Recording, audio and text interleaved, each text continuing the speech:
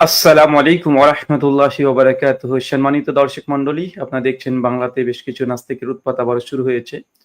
যদিও নাস্তিকদের মধ্যে কোনো সততা নেই, আপনারা ইতিপূর্বে দেখেছেন আমাদের সঙ্গে নাস্তিকদের যখন বিতর্ক হয়েছিল, আমাদের আয়েশা রাদিয়াল্লাহু তাআলা আনহার বিবাহের বয়সকে কেন্দ্র করে সেই সময় নাস্তিকরা সমস্ত আমাদের দলিলের জবাব দিতে না পেরে শেষ পর্যন্ত আলোচনার শেষ মুহূর্তে তখন বলেছিলেন যে, "আমাদের এখানে বিতর্কে বা আলোচনাতে আসার উদ্দেশ্য এটা নয় যে আমরা আমাদের দাবিকে সত্য প্রমাণ করলাম, না আমরা ভুল প্রমাণ হলাম।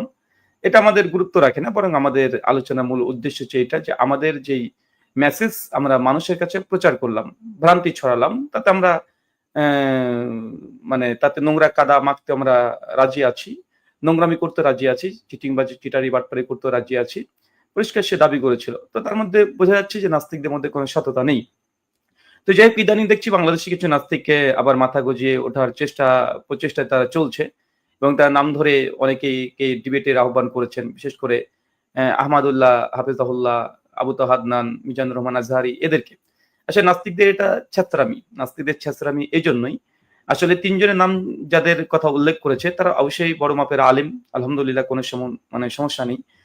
কিন্তু তার অর্থ এই নয় যে আলেম হয়েছে বিধায়ী নাস্তিকদের যে উত্থাপিত যে অভিযোগ, এগুলো নিয়ে কালচার করে, এগুলো নিয়ে তার রিসার্চ করে। কারণ ইসলামের অনেকগুলো ফ্যাকাল্টি আছে। দেখা যাচ্ছে অনেক কিছু আলেম হয়েছে। সে ফিকহ শাস্ত্রের উপরে পণ্ডিত্য অর্জন করেছে, উলমুল হাদিস তথা রিজাল শাস্ত্রের উপরে তার কোনো জ্ঞান নেই। এরকম অনেক আছে। কেউ তাফসীরের উপরে গবেষণা করেছে, কেউ ইসলামী হিস্ট্রির উপরে গবেষণা করেছে, কেউ বিভিন্ন রাবীদের জীবনী নিয়ে তার গবেষণা করেছে। এরকম অনেক আছে।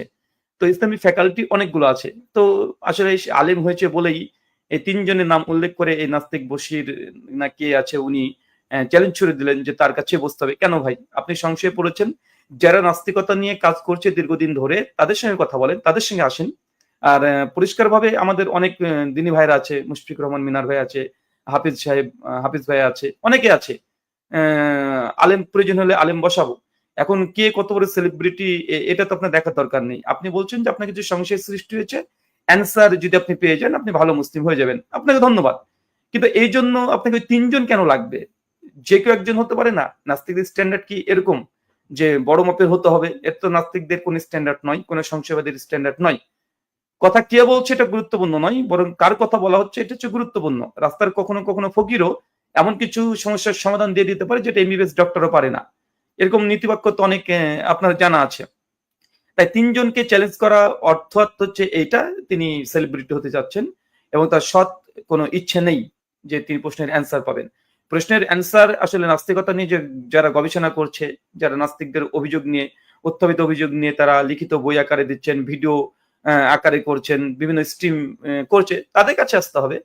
তাই আপনি যদি সত্য অনুসন্ধান করতে চান, আপনার যদি সংশয় দূর করতে চান, ওই ৩ জনের মধ্যে আপনি সীমাবদ্ধ কেন হতে চাচ্ছেন? যদি সত্যি হয় তাহলে যারা এই ফিল্ডে কাজ করছে, ময়দানে কাজ করছে তাদের কাছে। এমন কেউ দেখা যাচ্ছে যে যে ইসলামিক ফিকহ শাস্ত্র নিয়ে পড়াশোনা করেছে। তাকে যদি একটা হাদিসের তাহকিক যদি আমরা জিজ্ঞাসা করি বা একটা রাবীর জীবনী সম্পর্কে জিজ্ঞাসা করি, স্বাভাবিক সে বলতে পারবে না। হ্যাঁ, দুটো দুই সেক্টর। তাই এটা নাস্তিকদের, বিশেষ করে তিনি যেভাবে বলতে চেয়েছেন এটা সম্পূর্ণ বেইনসাফি এবং সত্য গ্রহণের কোনো ইচ্ছা বা সদিচ্ছা কিছু নেই। যদি হয় তাহলে যারা এই বিষয়ে আলোচনা করছে তাদের সঙ্গে আসুন, কথা বলুন। আমরা কথা বলতে সর্বদা প্রস্তুত আছি এ বিষয়ে। চলুন, তার একটা অভিযোগ আজকে আমরা খণ্ডন করব ধারাবাহিক পর্যায়ে। আর আমরা বলব এই যে নাস্তিক যারা আছেন, আপনাদের অভিযোগগুলো ছোট আকারে ২-১ মিনিটের মধ্যে প্রশ্ন আকারে আপনারা থ্রো করেন। প্রশ্ন আকারে। দেখা যাচ্ছে আপনি ২ ঘন্টা ৩ ঘন্টা ধরে আলোচনা করছেন। আ এ এ অনেকগুলো মাথা চলে আসছে। ওইভাবে নয়। একটা ভিডিও করেন ৫ মিনিট, যেখানে ১০ টা প্রশ্ন করবেন। যে ডিরেক্ট এই হাদিস থেকে আমি এটা বুঝেছি, আমার এটা ভুল মনে হচ্ছে। এটা বা এটা নৈতিকতার বিরুদ্ধে যাচ্ছে। এইভাবে জাস্ট প্রশ্নগুলো ছুড়ে দেন। ইনশাআল্লাহ আমরা জবাব আপনাদেরকে কোরআন সুন্নাহর আলোকে এবং যুক্তি, তথ্য, লজিক যা আছে সমস্ত কিছু দিয়ে আপনাদেরকে বোঝাতে ইনশাআল্লাহ কোরআনুল কারীম এবং হাদিসে মুবারাকা থেকে আমরা বোঝাবো। চলেন আজকে একটা আমরা হাদিসের সংশয় দেখি। তিনি কিয়ামত নিয়ে সংশয় প্রকাশ করেছেন এবং ছোট্ট ভিডিও করেছেন। ধন্যবাদ। ছোট্ট ভিডিও করার জন্য আমরা চাইবো এই ধরনের ভিডিও করেন। চলেন আমরা একটা শুনে আসি। অ্যা ১ সেকেন্ড। আমাকে একটু সার্চ করতে হবে তার সাইটটাকে। আসলে ফলো করা নেই আমার। আ ১ সেকেন্ড, প্রিয় দর্শক মন্ডলী যারা দেখছেন। আচ্ছা, আমি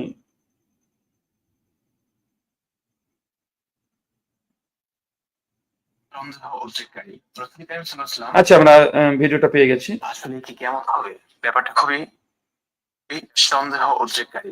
রাসূল কারীম সাল্লাল্লাহু আলাইহি ওয়াসাল্লাম কিয়ামত সম্পর্কে যতগুলো ভবিষ্যৎবাণী করেছেন সেসব ভবিষ্যৎবাণী রাসূলের যুগেই ভুল প্রমাণিত হয়েছে। যেমন সহিহ মুসলিমের ৭১৪০ নম্বর হাদিসে রাসূল কারীম সাল্লাল্লাহু আলাইহি ওয়াসাল্লাম বলেছেন, আমি এবং কিয়ামত এভাবে প্রেরিত হয়েছে।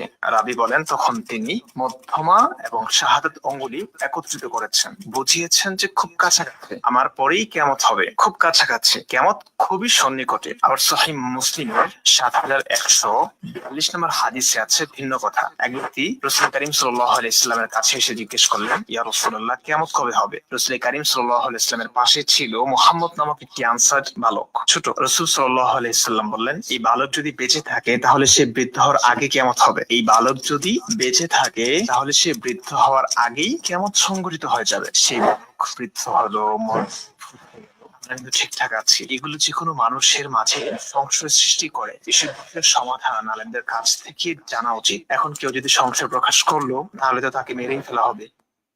আচ্ছা, এটা যে তার প্রথম ফার্স্ট আর্গুমেন্ট, এটা আর্গুমেন্ট তিনি পেশ করেছিলেন। আপনারা শুনেছেন আল্লাহ রাসূলের হাদিস সম্পর্কে তিনি অভিযোগ তুলেছেন কিয়ামত কখন হবে। তিনি দুটো হাদিস বলেছেন যে আল্লাহর নবীকে সহিহ মুসলিমের একটা হাদিস তিনি বললেন যে কিয়ামত আর আমি এরকম পাশাপাশি আছি, মানে কিয়ামত খুব সন্নিকটে।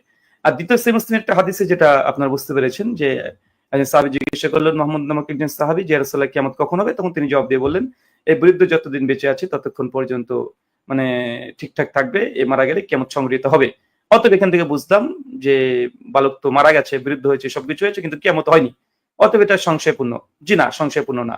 এটা নাস্তিকদের হচ্ছে তদন্ত বা গবেষণা বা তাহকিক এগুলো খুব দুর্বল, এবং তার সত্য জানা বোঝার পরেও তারা এগুলোকে প্রকাশ করে না। চলেন সংক্ষিপ্ত এই হাদিসটা পেশ করবো, উনি যে হাদিসটা পেশ করেছেন। চলেন প্রথমে আমি আপনাকে দেখাই ওই সেম একই হাদিস।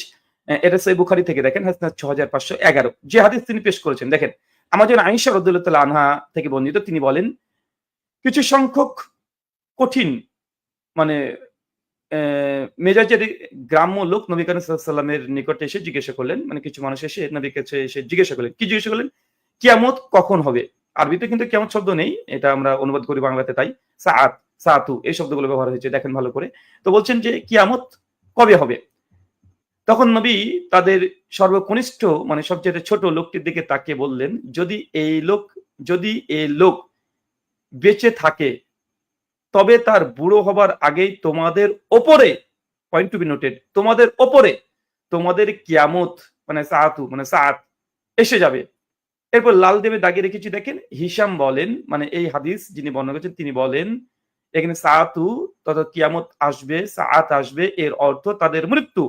Case is closed. তার মানে এখানে কিয়ামত বলতে কি বোঝায়? আসলে যারা নাস্তিক হয়েছে, কিনে যেটা আলিম হয়েছে আমি বুঝি না। এখানে আরবি যে সাআতু শব্দ আছে, আরবিতে কিয়ামত শব্দ নেই। সাআতু, সাআত দিয়ে কি উদ্দেশ্য? এখানে দুটো উদ্দেশ্য হয়। একটা হচ্ছে বড় কিয়ামত, যেটা ডিস্ট্রয়, গোটা সৃষ্টি জগৎকে ধ্বংস করে দিবে। সূরা রহমান ২৬-২৭ নম্বর আয়াত, কুল্লু মান আলাইহা ফান ওয়াবকা ওয়াজহু রাব্বিকা যুল জালালি ওয়াল ইকরাম, সমস্ত কিছু একদিন ডিস্ট্রয় ধ্বংস করে দিবে। এটা হচ্ছে বড় কিয়ামত। আর প্রত্যেক মানুষের একটা করে কিয়ামত হয়, কিয়ামত মানে তার মৃত্যু। তো এখানে সাআতু দিয়ে এখানে মানুষের মৃত্যুর কথা বলা হয়েছে। তো আল্লাহর নবীর কাছে যখন এসে বলছে যে রাসূলুল্লাহ কিয়ামত কখন হবে, আসলেই সাহাবী প্রশ্ন করেছে বড় কিয়ামত প্রসঙ্গে, যে কিয়ামত কখন হবে। তখন আল্লাহ নবী ওই বাচ্চা ছেলেটাকে দেখে বললেন, এর মৃত্যু আসা পর্যন্ত তোমাদের উপরে তোমাদের কিয়ামত চলে আসবে। আল্লাহ নবী বড় কিয়ামতের অ্যান্সার দিলেন না, বরং ছোট কিয়ামতের অ্যান্সার দিলেন। এমন প্রশ্ন আসতে পারে যে তিনি কেন দিলেন না। এবং এখানে হাদিস যিনি বর্ণনা করছেন তার চাইতে কি আমরা বেশি হাদিস বুঝবো? না। এটাকে আমরা নতুন ব্যাখ্যা করছি? না। সহিহ বুখারী ৬৫১১তেই ইবনে হিশাম রাহিমাহুল্লাহ তিনি হাদিস বর্ণনা করে তিনবার বলে দিচ্ছেন, এখানে উদ্দেশ্য সাআতু দ্বারা, কিয়ামত দ্বারা এটা পৃথিবীর ধ্বংস হওয়া, এই কিয়ামত উদ্দেশ্য নয়। এটা মানুষের মৃত্যু। কারণ মানুষের মৃত্যু এটা ফার্স্ট কিয়ামত। এটা মানুষের জন্য কিয়ামত, তার জন্য ধ্বংস, তার জন্য সাআতু মানে ধ্বংস হয়ে যাওয়া। তো এখানে স্পষ্ট ক্লিয়ার এই হাদিস থেকে হয়ে যায়। এখন প্রশ্ন, যে নবীকে জিজ্ঞাসা করলো বড় কিয়ামত সম্পর্কে, তবে নবী উত্তর দিলেন কেন ছোট কিয়ামত সম্পর্কে?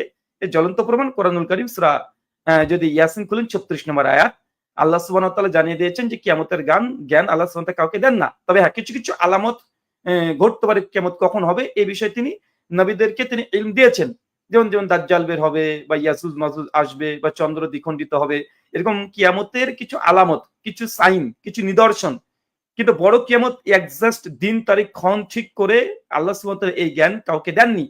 তার জন্য যখন জিজ্ঞাসা করছে সাহাবীরা এসে যে কিয়ামত কখন হবে, মানে বড় কিয়ামত উদ্দেশ্য, মানে কখন হবে?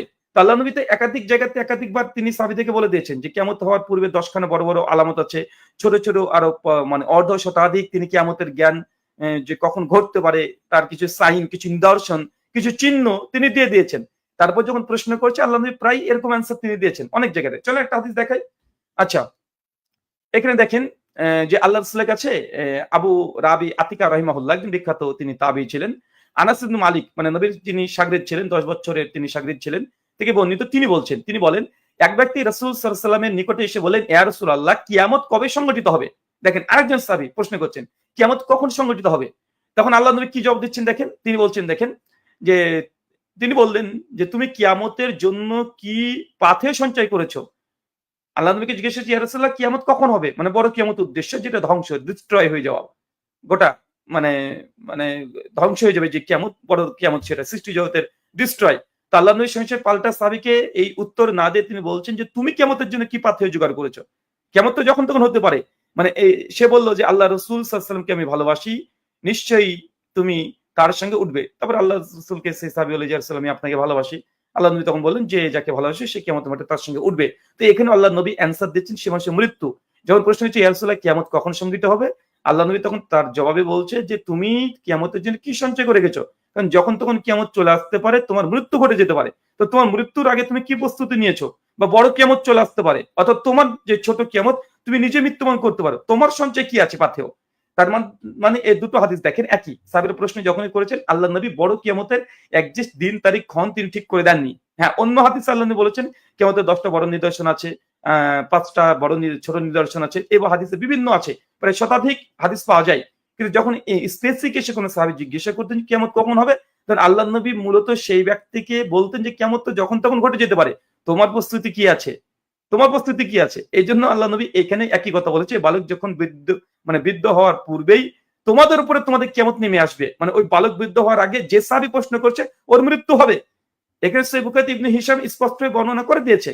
তারপরে নাস্তিকরা যদি বলেন আমরা সংশয়ে পড়ে গেছি, এটা সংশয় নয়, এটা ধোঁকাবাজি। কেননা এই অংশটুকু সহিহ বুখারীর মধ্যে মজুদ আছে, তিনি সহিহ মুসলিমের বর্ণনা পেশ করেছে, সহিহ বুখারীটা পেশ করেনি। আরে হাদিসের মধ্যে বিভিন্ন তুরুক থাকে, হাদিসের মধ্যে যে রিওয়ায়াত করছে সেই রিওয়ায়াতকারী হাদিসের ব্যাখ্যা বিশ্লেষণ করে দেয়। কেন এই শব্দের অর্থ মানে এই যে সাআতু শব্দের অর্থ কে ভালো বলতে পারবে? আজকের দিনে আমি ভালো বলতে পারবো না? 1400 বছর আগে যারা হাদিসটা নবীর কাছ থেকে শুনেছেন এবং সাহাবীরা তাবেঈরা যারা হাদিসগুলো বুঝেছেন, যারা হাদিসটা আমাদের পর্যন্ত পৌঁছে দিয়েছেন তারা বেশি ভালো বুঝতে পারবে। তো তাদের ইন্টারপ্রিটেশন, তাদের ব্যাখ্যা, তাদের কমেন্টারি এই হাদিসে মজুদ আছে যে এখানে এই বালকের মৃত্যুর পূর্বে কিয়ামত হওয়া উদ্দেশ্যে বালকের মৃত্যু, এই বালকের মৃত্যু এখানে সাআতু দ্বারা এই বালকের মৃত্যু ঘটবে। এখানে উদ্দেশ্য এটা নয় যে সে ব্যক্তি মারা যাওয়ার সঙ্গে সঙ্গে বড় কিয়ামত চলে আসবে। জি না, তার নিজের মৃত্যু, এটা ছোট কিয়ামত।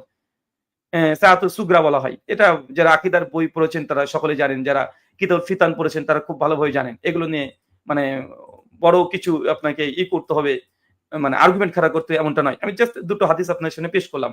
তো সামনে দর্শক মণ্ডলী, নাস্তিকদের এইসব ভুইফুর যুক্তি এবং তারা যে সংশয়ে পড়ে যায় কেই জানি কেন যে সংশয়ে পড়ে, আসলে ভালোভাবে স্কুলে যদি পড়াশোনা না করে তাহলে এমনই সংশয়ের মধ্যে পড়ারই কথা।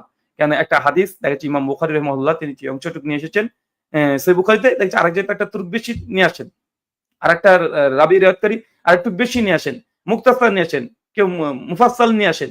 তো হাদিস জগৎ আলহামদুলিল্লাহ যারা এটা ঘাটাঘাটি করে তারা বুঝে। একই হাদিসে দেখা যায় 10খানা সনদ থেকে প্রত্যেকটা সনদের মতনগুলো টেক্সটগুলোকে এক জায়গায় জড়ো করতে হয়, তারপরেই সেই বিষয়ের উপর একটা সিদ্ধান্ত আসে।